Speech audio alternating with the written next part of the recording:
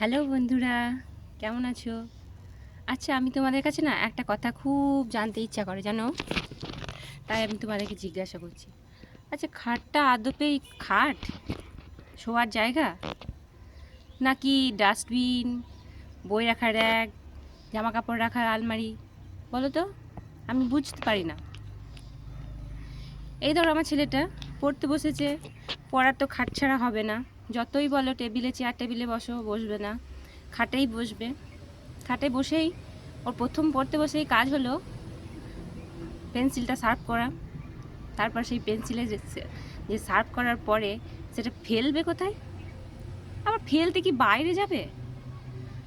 ওই তো খাটের পেছনে ডাস্টবিন আছেই তো, খাটের পাশে টুক করে খাটের পাশে ফেলে দিল।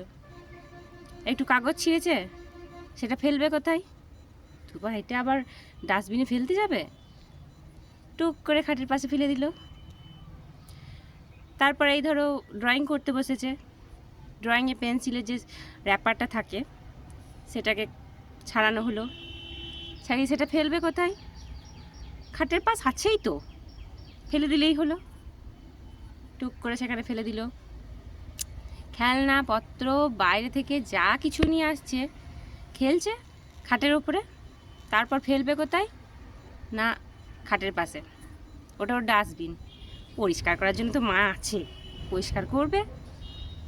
আমি অত দেখে শুনে কী করবো?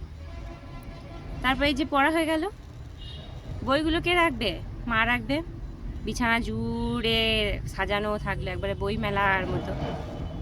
জামা কাপড় খুলে কোথায় রাখতে হয়? খাটের উপরে। আছে তো খাটটা, আরে ওটা তো সব একদম প্লেগ্রাউন্ড। খেলবে কোথায়? খাটের ওপরে, ওটা তো প্লেগ্রাউন্ডও। সমস্ত কিছু হলো ওই খাটটা। শুধু শোয়াটার সময় না কী করে শোবো আমি সেটা বুঝতে পারি না, কী করে ওখানে শোয়া যায়। এত জিনিসপত্র গুছানো থাকে ওখানে, ভর্তি থাকে, যে আমার দেখে মনে হয় না যে ওটা শোয়ার জায়গা, না ওখানটা খেলার জায়গা, না ওটা পড়ার জায়গা, বুঝতে পারি না।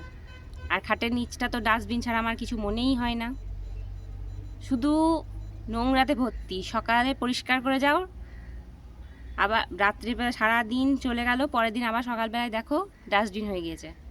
কতবার বলেছি, বাবু দুপা গিয়েই তো সামনেই তো ডাস্টবিন, ওই তো ডাস্টবিনের বালতিটা রাখাই থাকে, তো ওখানে গিয়ে ফেলো। যখন বলবো না এমনভাবে, হ্যাঁ মা হ্যাঁ এবার ফেলে দেবো, আর কোনো দিন করবো না এরকম। এমনভাবে বলবে মনে হবে সত্যি ছেলে না সত্যিই তোমাকে বললো যে হ্যাঁ ফেলবে, আর কোনো দিন ফেলবে। তারপরে বাস যেমন কার তেমন। কেন ফেলবে? ঘরে আছে, দুপা আবার হেঁটে কষ্ট করে যাবে, মা তো আছে, করে দেবে। এই হলো কারবার। তাই জন্য আমি আপনাদের কাছে জিজ্ঞাসা করছি, আপনাদের ছেলেপেলেরাগুলো এরকম করে তো? করে কি? নাকি তারা ভালো? কী করে যে বোঝাই বলুন আমার ছেলেটাকে?